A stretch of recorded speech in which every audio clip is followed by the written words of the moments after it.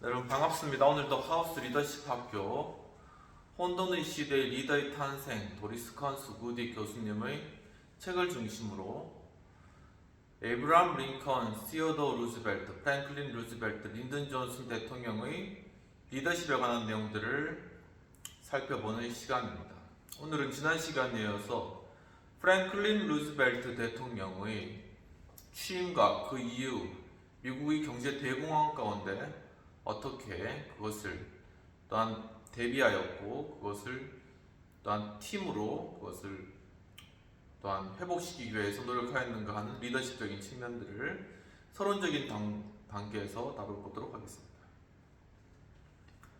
닥터 프랭클린이라고 애칭으로 그렇게 불려지는데 그것은 이제 프랭클린 대통령 루즈벨트가 웜스프링스에서 이 신체 장애자들을 위한 하나의 치료 보호소를 그러니까 일종의 리조트인 것이죠. 그것을 만들어 가지고 거기 사람들에게 치료의 어떤 기회들을 제공하고 그런 과정들을 통해서 거기 함께 있었던 사람들이 프랭클린 루즈벨트에게 이렇게 애칭을 붙여준 것이 바로 이 닥터 프랭클린입니다.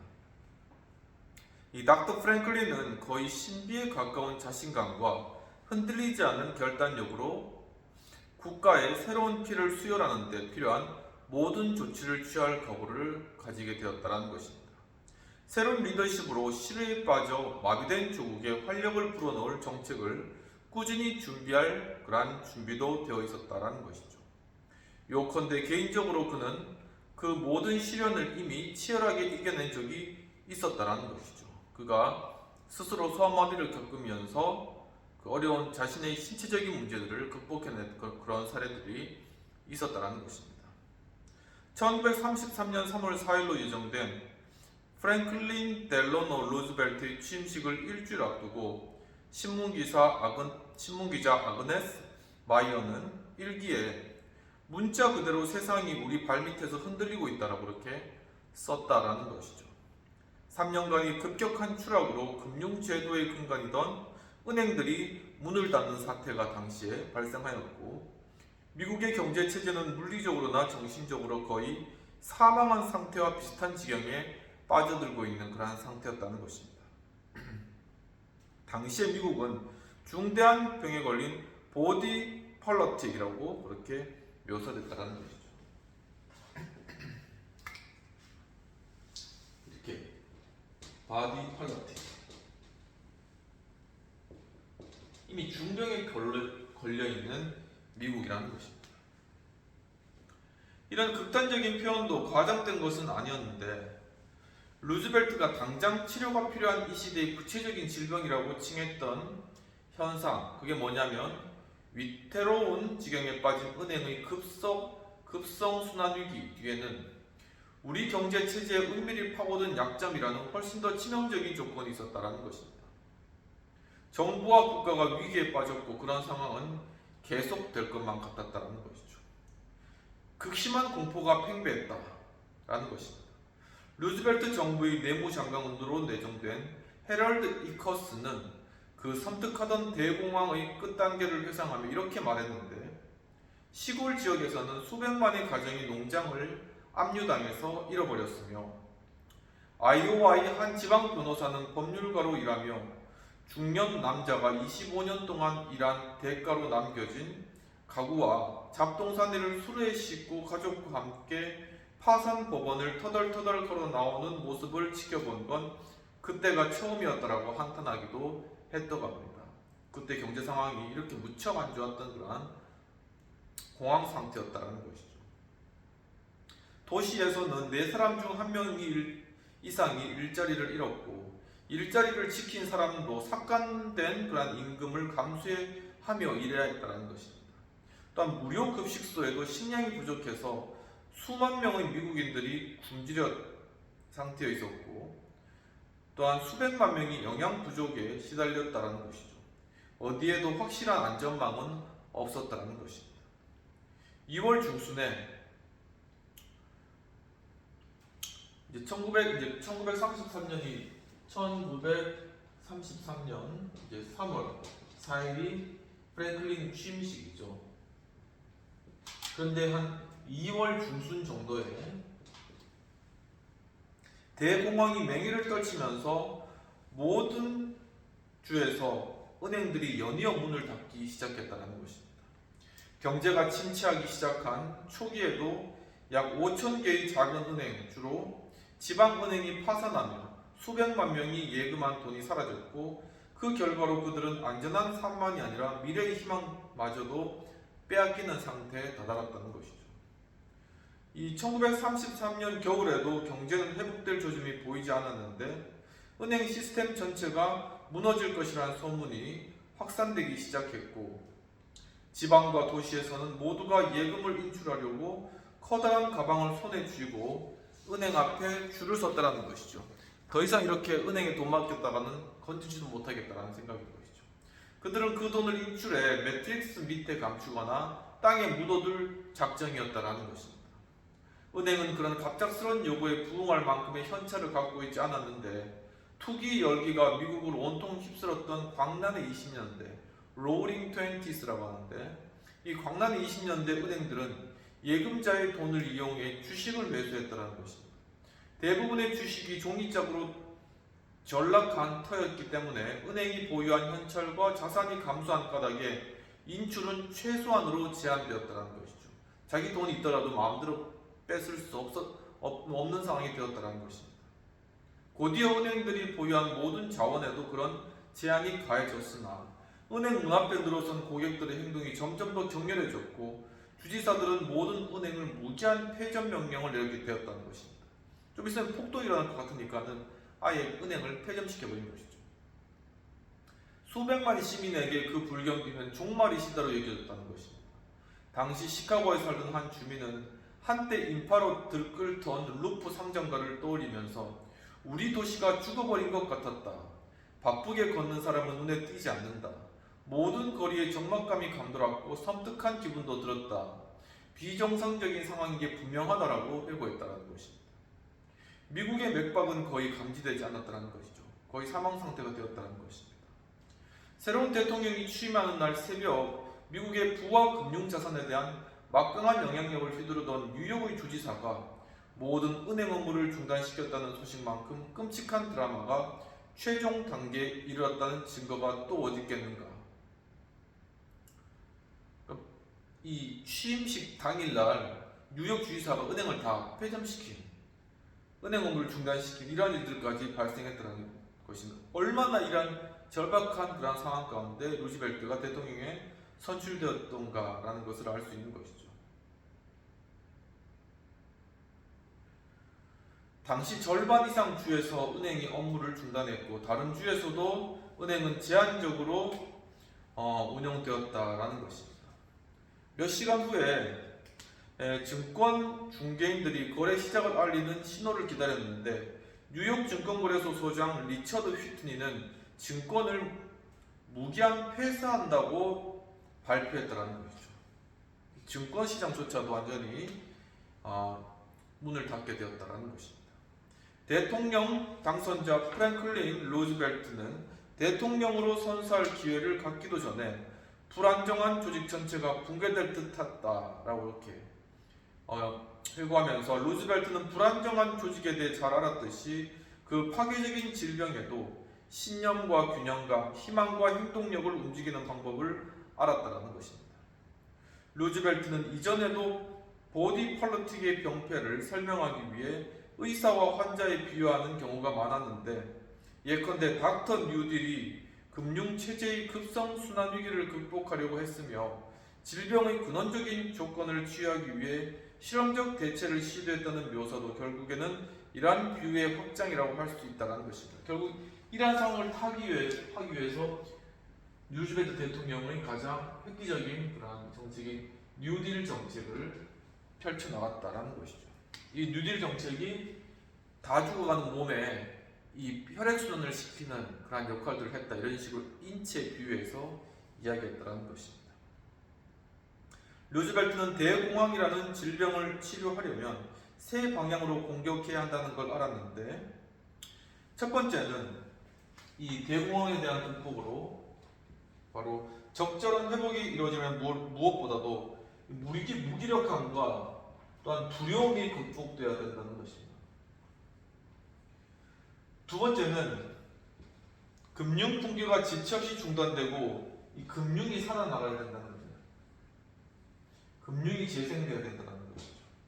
세 번째는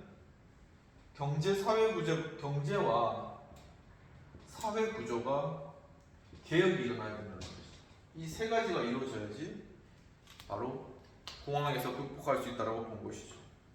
루즈벨트가 당면한 금융위기를 막기 위해서 취임 후 100일 동안 취한 조치들로 상황이 호전되기 시작했고, 그 결과 정부와 국민과의 관계는 그 이후 완전히 달라졌다라는 것입니다.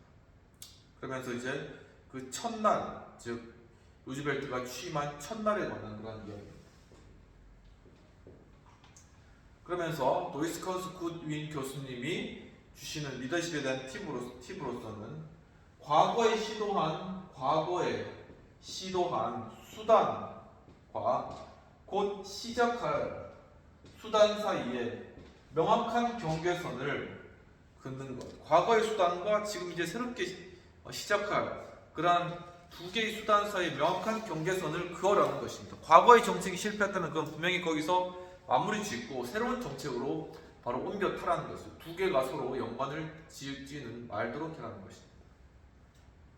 프랭클린 루즈벨트의 취임식은 기도로 시작됐고 행동으로 끝났으며, 그는 말과 행동으로 단순히 정권이 다른 당으로 바뀐 것에 불과한 게 아니라는 명확한 비전을 보여줬다는 것이죠. 국가를 끝없는 나락으로 몰아넣던 시대가 끝나고 새롭고 희망찬 시대가 시작될 것이라고 선언했다는 것입니다. 치밀하게 기획된 취임식이라는 정치극에서 주목할 것은 오래전에 잊힌 용맹무상한 리더십의 선언과 사기가 꺾인 심리와 경제 상황에 대한 맹공격이었다라고 이야기하고 있습니다. 토요일 아침 일찍 루즈벨트는 국무위원 전원과 보좌관, 가족과 친구들을 데리고 세인트 존스 성공회 교회의 특별 기도회에 참석했다는 것입니다. 루즈벨트는 그들에게 하나님과 함께하는 게 우리 정부를 시작하는 적절한 방법이라 생각한다 라고 하면서 우리를 절망의 구렁텅이에서 꺼내주는 수단이 될 테니까 라고 말했다고 합니다. 20분간의 기도회가 끝난 뒤에 루즈벨트는 얼굴을 두 손으로 감싼 채 여전히 무릎을 꿇고 있었다는 것이죠. 그날 아침 늦게 루즈벨트는 의사당에서 취임식이 시작되기를 기다렸고, 오늘은 우리나라를 봉헌하는 날입니다 라는 말을 즉흥적으로 덧붙이며 취임 연설을 시작했다는 것입니다. 루즈벨트의 취임 연설은 더 큰 목표를 제시함으로써 국민을 신성한 의무로 묶으려는 정중한 설교였다라고 보고 있습니다. 루즈벨트가 연단으로 느릿하게 다가가는 모습에서 엘라베마주 상원의원 조지 부시의 아내는 그의 강렬한 결의를 어렴풋이 엿보았는데, 그가 마비된 다리를 움직이려고 엄청난 노력을 했다는 걸 그제야 깨달았다. 신체 장애를 극복한 그의 위대함을 새삼스럽게 느꼈다. 나는 그에게서 그런 표정을 본 적이 없었다. 신념으로 가득 찬 표정, 용기로 가득 찬 표정이었다. 더 없는 자신감으로 가득 찬 표정이었다라고 이렇게 그때의 상황들을 묘사하고 있다는 것입니다. 과거와의 단절을 선언한 그날 루즈벨트는 과거 31명의 대통령이 그랬던 것처럼 취임 선서가 읽힌 후에 그렇게 하겠습니다 라고 그렇게 대답하지 않고, 나 프랭클린 루즈벨트는 미국 대통령으로서의 직무를 성실히 수행하고 최선을 다해 미국의 헌법을 준수하며 보호하고 보존해 나갈 것을 엄숙히 선서합니다 라고 처음부터 선서문을 다시 읽어도 되겠느냐고 대법원장에게 물었다라는 것이죠. 선서의 구절 하나하나에 개인적인 확신을 더하고 싶었던 것이라는 것입니다. 그렇게 크고 작은 방법으로 전례를 깨뜨리면서 국민에게 충격을 주고, 또한 취임 연설을 행하기 전에 대통령으로서 책임을 온전히 떠안겠다는 각오를 전하고 싶었던 것이다 라고 이야기하는 것이죠. 그럼 이까지 하고 비평 및 토의에 대한 내용들을 살펴보도록 하겠습니다. 필자는 프랭클린 루즈벨트가 대통령으로 취임할 당시의 미국의 경제 상황과 모습을 잘 그려내고 있는 것으로 보여집니다. 이에 대비하여 루즈벨트가 해야 할 책무의 엄중함을 강조하여 드러내고 있는 것으로 또한 보여집니다. 이와 같이 국가적으로 지극히 위태로운 상황 속에서 리더십이 가져야 할 자세가 있다면 이라는 그런 토의되는 질문을 던져봅니다. 이처럼 정말 루즈벨트의 상황은 대공황이라는 절대정령의 순간이었고 루즈벨트는 그 가운데서도 이것을 이겨낼 자신감을 가지고 그것을 또한 사람들에게 나타내 보여줬다는 것이죠. 그래서 이런 위기 가운데 필요한 것은 바로 리더십이 자신을 사람들이 신뢰할 수 있도록 만드는 것이 아닐까라는 생각을 해보게 되는 것입니다. 루즈벨트는 자신의 어떤 신체 장애, 소아마비를 극복해 나가고 스스로를 극복해 나가는 그런 자신감을 토대로 이제는 미국의 어떤 거의 식물인간이 된 그러한 상태들을 다시금 끌어올리겠다라는 그런 강렬한 의지와 그러한 목표의식을 보여줌으로 말미암아 루즈벨트를 향한 국민들의 어떤 신뢰감을 고양시킨 것이죠. 바로 이러한 과정들을 통해 루즈벨트는 그의 취임과 동시에 국민들에게 희망을 주고 바로 이 경제 대공황을 견디고 또한 다시금 반전시킬 하나의 계기를 이 대통령 취임식을 통해서 만들었다는 것입니다. 이와 같이 정말 우리 국가의 위기 이 순간들이 순간순간에 있는데 그럴 때마다 리더십은 또한 대통령은 국민들에게 신뢰를 주고 믿을 만하고 또한 마음 가운데 안 그래도 국민들이 불안한데 마음 가운데 안정감을 줄 수 있는 그러한 믿을 만한 대통령이 되어야 되고 믿을 만한 정치적 리더십이 되어야 된다라는 것을 생각해 보게 되는 것입니다. 여러분들도 한번 이 위기 가운데 있는 상황에서 리더십이 어떠한 태도를 가져야 되는 것이 합당한가는 것을 한번 생각해 보면 좋겠습니다.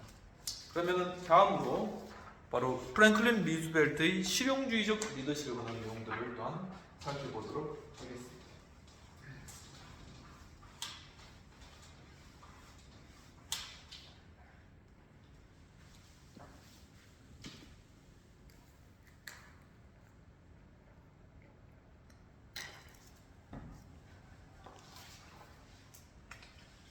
우리가 전에 하버드 비즈니스 리뷰에서도 보았듯이 이 실용주의적 리더십이 굉장히 중요한 리더십 중에 하나입니다. 어떻게든 실질적으로 나타나도록 리더십의 효과를 발휘하는 그런 리더십이라는 것이죠. 솔선수범하고 어떤 일을 진짜 이루어내는 그런 리더십, 어떤 것이든 적극적으로 하려고 하고 다양한 것들을 시도해보는 리더십이 실용주의적 리더십이라는 것입니다. 도리스 컨스 구디 교수님은 또한 리더십의 팁으로서 국민의 사기를 되살려야 된다. 그리고 현실주의와 그리고 낙관주의 사이에 적절한 균형을 유지해야 된다라는 그런 리더십의 팁을 주고 계시는 것입니다. 루즈벨트는 암울한 상황을 직시하는 것으로 취임 연설을 시작하였습니다. 그리고 그는 지금이야말로 진실을 말할 때이고 우리나라의 상황을 정직하게 말할 때라고 선언하였습니다. 루즈벨트는 어리석은 낙관주의만이 이 순간의 암울한 현실을 부정할 수 있을 것입니다 라고 하며 우리가 유일하게 두려워해야 할 것은 두려움 그 자체입니다 라고 말했다고 합니다. 그러니까 이 경제 대공황으로 죽을 것 같은 두려움 그 자체가 두려운 것이지 바로 우리는 바로 그러한 두려움을 극복하고 이겨내야 되며 우리는 어떤 근거는 없지만 낙관주의적인 생각을 가져야 된다는 것을 강조한 것이죠. 이 구절은 훗날 취임 연설의 뒷부분을 완전히 지워버릴 정도로 유명해졌다는 것입니다. 이 구절의 출처는 아직까지 확실히 밝혀지지 않았는데 루즈벨트의 연설문 작성자 레이먼드 몰리는 보좌관 루이스 하우가 처음 사용한 문장이라고 말했지만 엘리너는 취임식 전에 며칠 동안 묵었던 워싱턴의 메이플라워 호텔에서 보았던 헨리 데이비드 소로의 글에서 영감을 받은 것이라고 생각했다라는 것이죠. 이 구절의 기원이 무엇인지 간에 이 구절의 위력을 더하며 연설을 시작하면서부터 관중의 대중의 이목을 사로잡은 사람이 바로 루즈벨트였다라는 것입니다. 보통 사람들에 대한 루즈벨트의 연민과 이해는 연설 곳곳에서 읽혀지는데 루즈벨트는 국민 개개인이 처한 암담한 상황은 국민의 탓이 아니라는 것을 국민에게 알려야 한다고 직관적으로 파악했다는 것이죠. 이렇게 경제 대공황을 것이 내 책임이다. 내가 일 잘 못하고 내가 낭비해서 그렇다라고 이런 마음이 들면 죄책감 때문에 더 낙담되고 더 침울해질 수밖에 없다는 것입니다. 지금 상황은 바로 이러한 상황을 이기고 극복하고 나가야 될 상황이기 때문에 이 경제 대공황이 바로 여러분들의 책임이 아니다 라는 것을 루즈벨트는 각인시켜줘야 된다는 것을 직감적으로 깨달았다는 것이죠. 그래서 미국 국민은 실패하지 않았습니다 라고 주장하였고, 또 성경 출애굽기를 암시하며 미국이 메뚜기 떼에 시달리는 것도 아니라고 말했다는 것이죠. 우리가 잘못해서 그런 게 아니라는 것입니다. 경제체제의 실패가 신의 채찍질 때문도 아니고, 또 경기순환의 자연스러운 위축이나 자원의 부족 때문도 아니라는 그러한 주장들을 펼치며 오히려 풍요가 우리 문 앞에 있다, 어떤 이 대공황의 원인을 파악할 것이 아니라 이제 이것이 끝날 때가 가까웠고 이제 다시금 풍요롭게 될 날이 가까웠다는 그런 긍정적인 낙관적인 마음을 심어주기 위해서 노력했다는 것이죠. 또한 실패는 리더십의 부족 때문이다라고 지적했다는 것입니다. 그러니까 결국은 이 책임은 과거 정부의 대통령과 리더십 때문이다 라는 그런 부분들을 지적함으로 말미암아 과거의 정책들을 폐지하고 새로운 길로 나아가는 길을 텄다라는 것입니다. 리더십의 공백으로 국민은 부도덕한 환경군으로부터 보호받지 못했고, 불황의 늪이 깊어질 때도 충분한 대책을 마련하지 못했으며, 그 결과 강력한 리더십이 절실히 필요할 때 소극적으로 대처할 뿐이었다라고 지적했다는 것입니다. 바로 이러한 위기 가운데서는 필요한 것이 바로 이 강력한 바로 이러한 강력한 리더십이 요구되어지는 시대라는 것이죠. 2차 세계대전, 1, 2차 세계대전, 그리고 경제대공황, 이런 강력한 리더십이 없었으면 과연 이것이 통과됐겠습니까? 결코 되지 않았을 것이죠.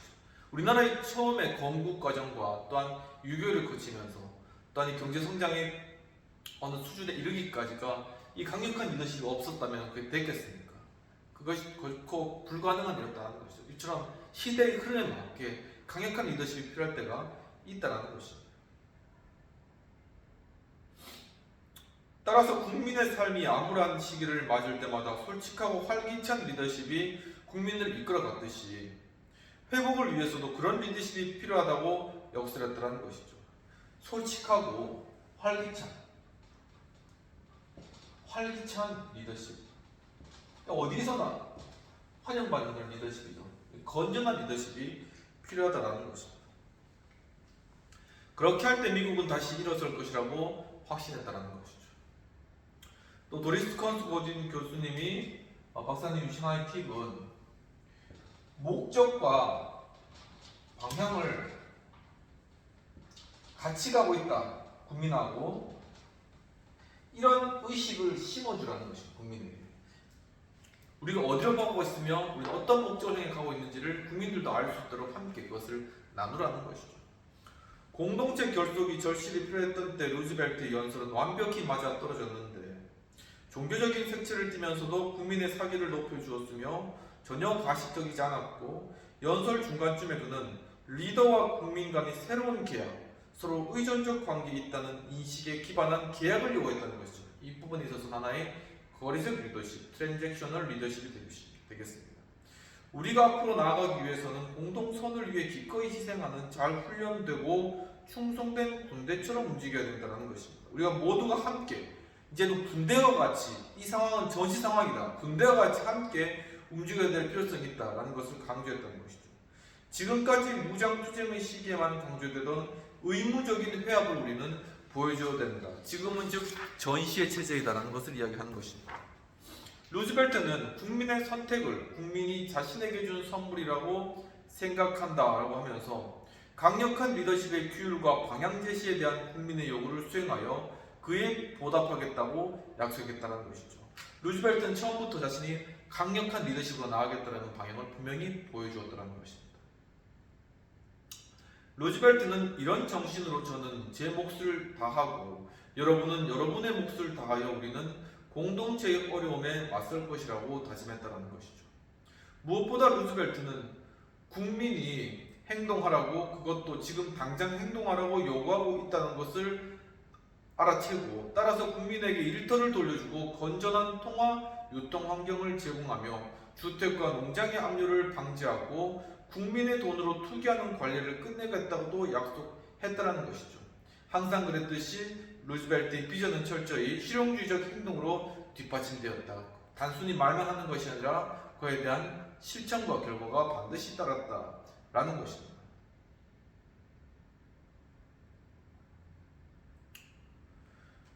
다섯 번째로서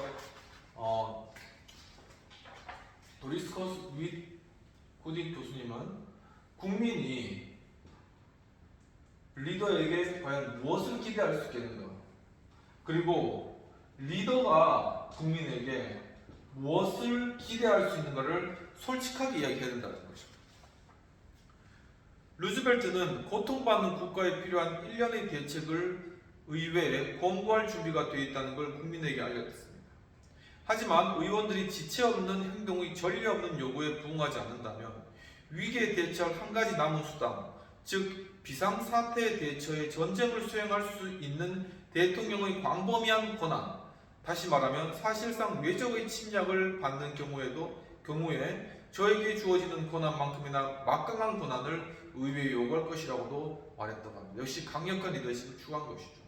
여기에서 에브라함 링컨과 시어도어 루즈벨트의 전례가 떠오르는데, 링컨은 최고 사령관이란 권한에 근거한 행정명령으로 노예 해방선언을 공포한 것이죠. 또한 시어도어 루즈벨트는 헌법이나 법률로 명확히 규정되지 않는 경우에는 국민의 청지기로서 국민을 위해 무엇을 할 수 있는 권한을 부여받았다고 생각하지 않았던가라고 말씀하고 있는 것입니다. 그렇다고 그들이 장밋빛 희망을 불어넣는 독재자나 메시아는 아니었다는 것이죠. 프랭클린 루즈벨트는 국민의 이름으로 민주주의의 장점을 되살려내고 미국 헌법 체계의 핵심적인 본질을 그대로 유지하면서도 모든 압박을 견뎌낼 수 있을 것이라고 그렇게 말하였는데, 국무위원으로 지명된 장관들도 전체의 일부라는 걸 강조하려고 루즈벨트는 그날 저녁에, 자신이 취임하는 저녁에 백악관에 그들을 모두 불러 모아서 연방대법원 판사 벤자민 카도조 앞에서 취임 선서를 하게 했다는 것입니다. 대통령뿐만 아니라 다른 모든 국무위원도 취임 선서를 이 앞에서 해라, 이렇게 얘기한 것이죠. 뉴욕타임즈의 보도에 따르면 전에는 국무위원이 같은 시간 같은 장소에서 선서한 적이 없었다고 하면서 우정청장 제임스 팔리는 당시의 현장을 생생하게 기억했는데, 신임 대통령은 책상에 앉아서 환한 미소를 띠고 내각을 구성한 국무위원의 이름을 하나하나씩 우렁차게 불렀다라고 이렇게 회고하고 있다는 것입니다. 이까지 하고 비평이 토의된 내용들을 살펴보도록 하겠습니다. 필자는 프랭클린 루즈벨트 대통령이 자신이 대통령으로 선서할 뿐만 아니라 모든 국무위원들이 선서하게 함으로써 신성한 의무를 공유했음을 잘 보여주고 있다고 하는 것입니다. 그러면서 토의되는 내용은 공유적 리더십의 특징은, 국민이 대통령으로 뽑았잖아요. 근데 국민이 대통령을 선출한 게 대통령이 자기 마음대로 권한을 행사해서 그것을 일을 처리하라고 그렇게 뽑지는 않았을 거라는 것입니다. 결국 행정부는 하나의 조직을 통해서 이루어지고 국무위원들과 함께 결국 나라의 일을 결정하고 나가야 된다는 것이죠. 에브라함 링컨 역시도 노예 해방선언을 했을 때 많은 국무위원들과 계속적인 교류가 있었고, 그 가운데 하나의 국무위원의 의견도 묵살하지 않지 그 모든 것을 수용하고 난 뒤에 노예 해방선언하기로 결정한 것이죠. 이와 같이 공유적 리더십, 이것은 자신의 어떤 정책 방향이나 어떤 그러한 목표들을 국민들과 함께 공유한 그러한 리더십 형태일 뿐만 아니라 또한 자신이 함께 일할 수 있는 국무위원들과 그것을 함께 논의하고 정책들을 결정해 나가는 것이 하나의 공유적인 리더십 형태라고 볼 수 있겠습니다. 그렇기 때문에 이러한 공유적 리더십은 하나의 우리가 전에 다뤘듯이 집단적 리더십의 하나의 형태이고 민주주의의 하나의 꽃과 같은 것이죠.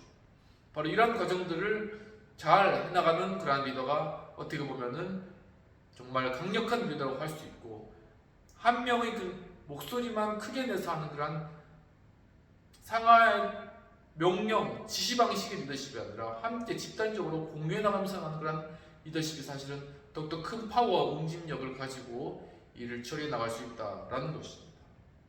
여러분들도 한번 이런 공유적 리더십이 어떤 정부나 어떤 공동체의 리더십 형태로 적합한 부분이 있는가 하는 부분들을 한번 생각해 보면 좋을 것 같습니다. 까지 하고 다음은 프랭클린 루즈벨트의 어떤 영감적 리더십에 관한 그런 내용들을 좀 더 살펴보도록 하겠습니다.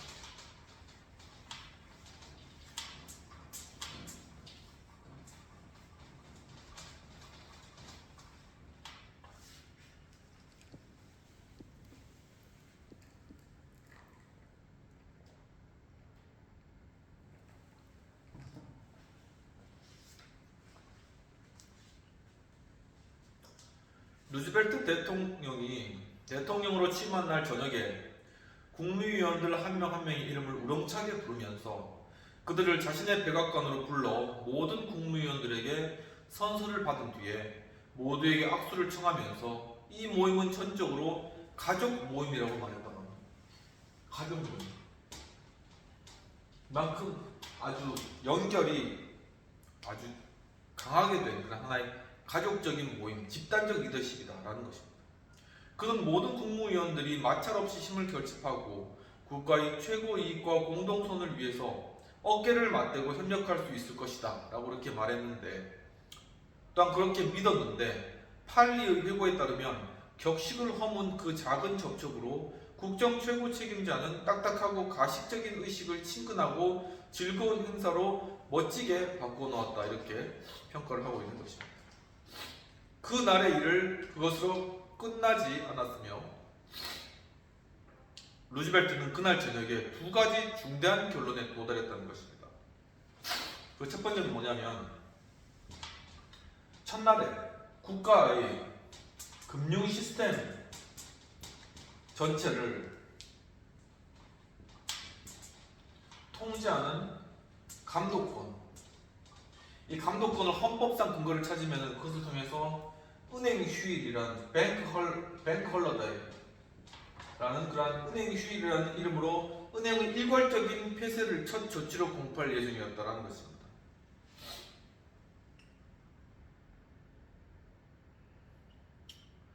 그래서 이 헌법적인 근거가 찾아지면 다음에 뱅크 헐러데이를 만들겠다는 것이죠. 그래서 법무장관과 재무장관에게 이렇게 명령했습니다. 모든 은행을 폐쇄하는 헌법적 근거를 모색하기 위한 첫 국무회의를 다음날 준비하라고 지시했다는 것이죠. 상황이니만큼 그만큼 위태로운 상황이었다는 것이죠. 루즈벨트는 그 권한을 손에 쥐면 임시의회를 소집해서 자신의 조치를 법적으로 인정받고 상원 능력에 따라 질서정연하게 은행 업무를 재개하는 법률을 제정해달라고 요청할 계획이었다는 것입니다. 그날 신임 국무위원들은 밤을 하얗게 지새워야 했다. 첫날에 그렇게 밤새면서 일해야 됐다는 것이죠. 루즈벨트는 불구를 딛고 자신의 몸을 끈질기게 다시 만들며 자신감과 낙관적 정신을 되찾은 그런 정치인이었던 것이죠. 따라서 그가 대통령으로 선택된 데에는 모든 가능성과 논리를 도전하며 보디 폴리틱을 재건하고 국민 정신을 소생시키라는 국민의 바람이 있었고, 루즈벨트가 곤란의 시대에 그런 일을 떠맡기에 적합한 리더라는 평가에 그의 리더십에는 말로 표현하기 힘든 마법적인 면이 더해졌다는 것이죠. 그 상황인 만큼 이제 루즈벨트 리더십은 하나의 영감적 리더십, 그러니까 모든 국가 국민 그리고 함께하는 국무위원들을 아우르는 하나의 영감적인 스피리추얼한 그런 리더십의 형태를 띄었다는 것입니다. 루즈벨트 정부에 참여한 한 젊은 법률가가 회고했듯이 공기가 갑자기 바뀌고 바람이 복도를 따라 흐르는 것처럼 마법적 리더십은 전염성을 띄었는데, 격려함의 용기를 북돋워주는 50만 통의 편지가 백악관으로 쇄도했고, 한 시민은 나 자신은 물론이고 국민 모두가 희망과 활력을 되찾은 듯합니다 라고 이렇게 썼다고 합니다.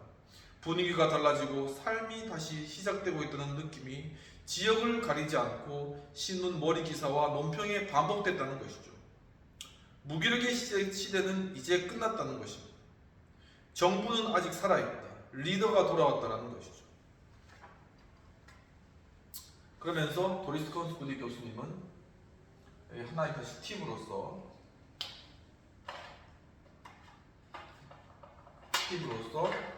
솔선수범하라 라는 하나의 팁을 또 주시고 계신 것입니다. 첫날 프랭클린 루즈벨트가 설득력 있게 보여준 진정한 모습은 수십 년 동안 축적한 노력의 결실이었다라는 것이죠. 하루아침에 된 게 아니었다는 것입니다. 어렸을 때 병든 아버지에게 걱정을 끼치지 않으려고 이마에 흉터를 모자로 감추었고, 또한 소아마비에 걸린 후에는 가족을 지키려고 항상 유쾌하고 즐거운 모습을 보이지 않았던가. 그는 혼란의 소용돌이에 휘말려 있더라도 단순히 가면을 쓰는데 그치지 않고 겉으로는 차분하고 평온하며 자신감에 찬 모습을 보였다는 것입니다. 이것같이 위험과 위협의 순간, 바로 그러한 상황 가운데서 리더십이 보여야 될 모습은 도리어 그 가운데 평안하고 차분한 그런 모습을 보여주는 면이다 라는 것입니다. 하지만 에이브래임 링컨의 경우와는 달리 루즈벨트는 불효불구란 생각과 열망이 겉모습에는 드러나지 않았기 때문에 국민이 그의 겉모습과 속모습, 마음을 뚜렷이 구분할 수 없었다는 것이죠. 에이브래임 링컨은 워낙 타고난 그런 말재주꾼이기 때문에 자신의 생각이 그냥 겉모습으로 다 드러났는데, 이 프랭클린 루즈벨트는 약간은 조용한 스타일인 것이죠. 그러니까 그 모습이 겉으로는 확 드러나는 것은 아니라는 것입니다. 언론인인 존 건서가 엘리너 루즈벨트에게 남편은 어떻게 생각하십니까? 라고 이렇게 물었을 때 엘리너는 대통령은 생각하는 법이 없어요. 결정할 뿐이에요. 라고 이렇게 대답했다고 합니다. 하지만 천재, 타고난 리더, 또한 직관적인 리더라는 루즈벨트에 대한 평가는 그의 모든 말과 행동은 오랜 생각과 준비의 결과라는 사실과 상반된다라는 것이죠. 엘리너의 친구 메리언 디커먼은 루즈벨트가 소아마비에 걸린 뒤 첫 대중연설을 위해 민주당 전국 전당대회장에서 연단까지 짧은 거리를 혼자 걸어가려고 서재에 파묻혀 몇 시간 동안 연습하는 걸 지켜본 후에 그 사람이 얼마나 노력하는지는 아무도 모른다라고 그렇게 말했다고 합니다. 우리가 전에 봤듯이 그 전당대회인데 다시금 정치적 회복을 위해서 복귀를 해서 갔을 때 정말 다리가 걸어지지 않았는데 그것을 그 단 몇 미터를 가기 위해서 몇 시간 동안 자신의 서재에서 다시금 구부러지고 넘어지고 하면서 그것을 연습했다는 것이죠. 그만큼 아주 그 연습과 그 피나는 그런 노력들이 배어있는 그런 리더라는 것입니다. 연설문 작성자인 세뮤얼 로젠먼은 주지사로 재임하던 때의 루즈벨트에 대해서 나는 그처럼 열심히 일하는 사람을 본 적이 없다라고 말했는데, 정확하게 말하면은 루즈벨트가 하이드 파크에서 오랫동안 체류하며 다양한 분야의 전문가들에게 단숨에 질문을 퍼붓고 엄청난 양의 정보를 흡수하며 모든 정책 분야의 지식의 깊이를 더해가던 때를 회고한 것이었다는 것이죠. 그러니까 그가 뉴욕 주지사가 되었을 때 몸이 불편하니까는 어떤 책을 읽거나 그런 것들을 찾아볼 수가 없죠. 하니까는 각 분야의 전문가들을 다 불러가지고 자신의 집에서 저녁 식사를 주고 밤에 이제 자신이 궁금했던 것들을 그냥 질문 폭탄을 그냥 쏟아 놓는 거죠. 그러면 거기서 각 분야의 전문가들이 그것에 대답을 하고, 그러면 그 시간을 통해서 루즈벨트는 그 정보들을 다 습득한 이러한 과정들을 매일같이 겪었다는 것입니다. 캘리포니아 출신의 상원의원 하이럼 존스는 프랭클린 루즈벨트에 대해서 책임을 떠맡는 적극성과 웃는 얼굴로 책임을 다하는 자세는 주목할 만하다라고 이렇게 평가를 하였습니다.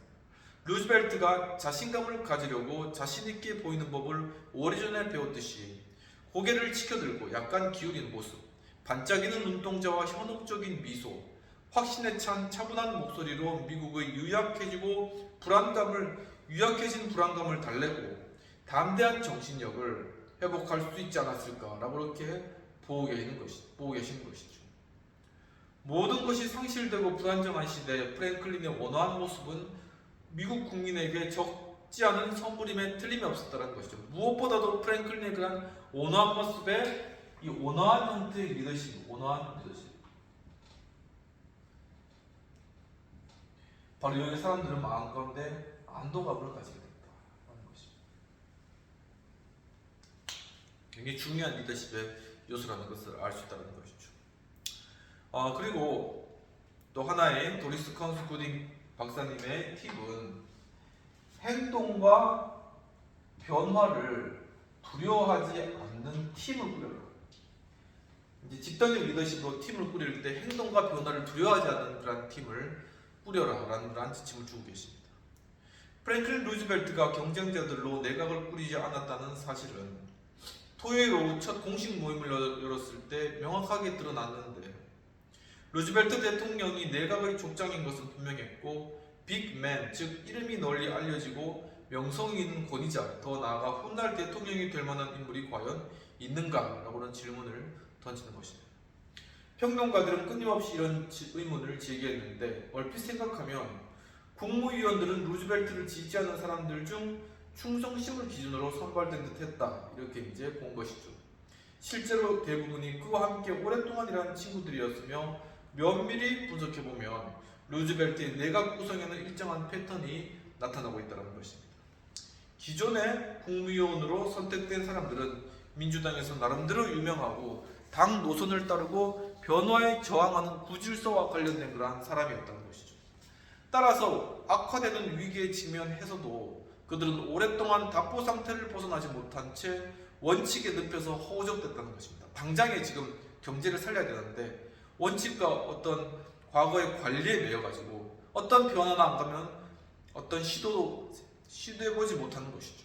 그러니까 그런 사람들로 팀을 구성하게 되면은 이 경제 위기의 이러한 급박한 상황에서 이러한 국가적 위기를 대체할 수가 없을 것이 자명하다는 것입니다.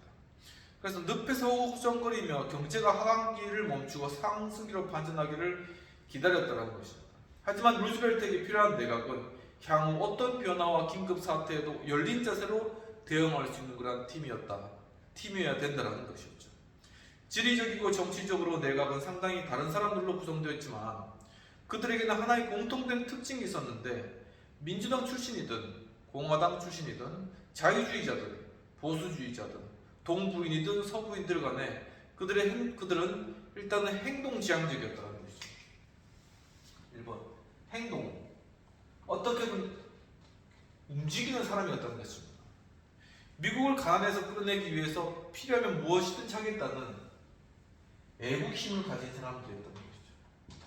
이 동료들을 통해서 루즈벨트는 정부의 새로운 기운, 즉 모험 힘을 다시 불어넣기를 바랐다는 것이죠. 결국 이것을 통해서 이 지금 다 망해가는 미국, 이 대공황 가운데 빠진 이 미국에게 이제는 새로운 시도를 할, 새로운 모험을 감행할 그런 시기가 되었다라고 보았다는 것입니다. 취임식장에 오던 중에 심장마비로 급사했지만 법무장관 내정자는 워런 하딩 정부의 내무장관이 연루된 뇌물사건, 티보트 돔 스캔들. 이게 뭐냐면은 1차 세계대전 직전에 해군 함정의 연료를 석탄에서 석유로 전환하겠다고 결정했습니다. 그래서 미 해군은 석유가 부족해질 경우에 대비해서 석유 저장소를 마련해 왔습니다. 이후에 하딩 대통령이 석유 저장 시설 관할권을 해군성에서 내무부로 옮긴 것이죠. 군에서 민간으로 옮겨진 것입니다. 이 내무부 장관 엘버트 폴이 석유 저장 시설 두 곳 운영권을 민간업자들에게 팔아넘긴 것이죠. 그러면서 그 대가로 40만 9천 달러를 받은 그런 사건을 발생했습니다. 그런데 이 사건을 폭로한 자유주의자 토머스 월시를 법무장관 내정자로 내정했던 것이죠. 이와 같이 이 루즈벨트의 내각 구성과 관련된 행동하는 정말 그러한 사람들을 내각으로 모아들였다는 것입니다. 그런데 이 사람들은 심장마비로 해서 결국은 내각에 취임하지 못하였고 그 후임으로는 법무장관에 오른 커네티컷의 변호사 호모 커밍스는 실업자의 연방부재를 강력히 지지했다는 것이죠. 재무장관으로 선택한 윌리엄 우다는 공화당계 사업가였지만 웜스프링스 재단의 이사였고 넘치는 활력과 뛰어난 창의력을 지닌 사람이었다라고 평가하고 있습니다. 내무부 장관과 농림장관에는 진보적인 공화당원인 해럴드 이커스와 헨리 윌리스가 지명되었다는 것입니다. 루즈벨트는 노동장관으로 자유주의자인 민주당원 프랜시스 퍼킨스를 선발한 것이죠. 뉴욕 주지사였을 때 산업국장인 퍼킨스의 긍정적이고 혁신적인 정신, 뛰어난 지능과 근면성을 직접 목격한 까닭에 바로 루즈벨트는 그녀에게 노동장관이 되는 것을 제안했다는 것입니다.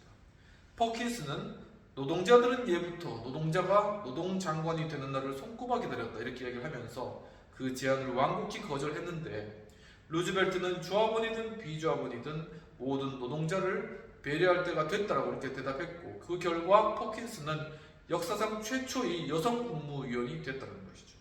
또한 루즈벨트는 또 하나의 관리를 깨는 그러한 기록을 세우게 되었더라는 것입니다. 그러면 비평 및 토의된 내용들을 살펴보도록 하겠습니다. 필자는 루즈벨트가 내각을 구성함에 있어서 충성심이라는 요소를 중요하게 생각한 것을 내각 구성 과정을 통해서 잘 보여준다는 것이죠. 이 충성심, 그리고 또 하나는 행동하는 그러한 모습들, 적극적인 모습들, 이런 것들을 굉장히 중요하게 삼았다는 것이죠. 그렇다면 리더십에서 이런 어떤 충성심, 국가적으로 말하면 애국심과 같은 그러한 요소들이 중요한 이유는 무엇일까요? 하는 그러한 질문입니다. 바로 이것은 하나의 무엇보다도 동기부여가 될 수 있다는 것이죠.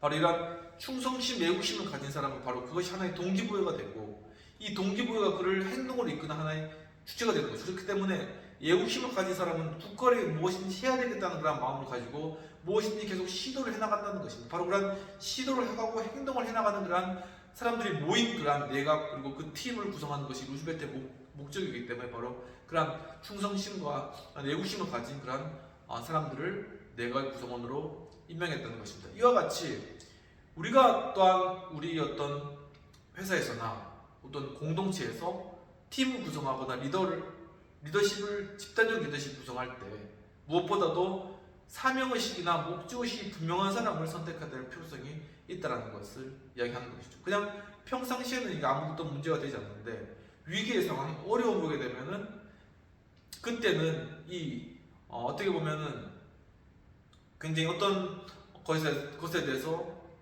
그런 것들을 처리할 수 있는 에너지가 필요하거든요. 그리고 그것들을 행동으로 취해서 그걸 실제로 적용하고 실천해 나가는 실용주의적 리더십이 필요하다는 것입니다.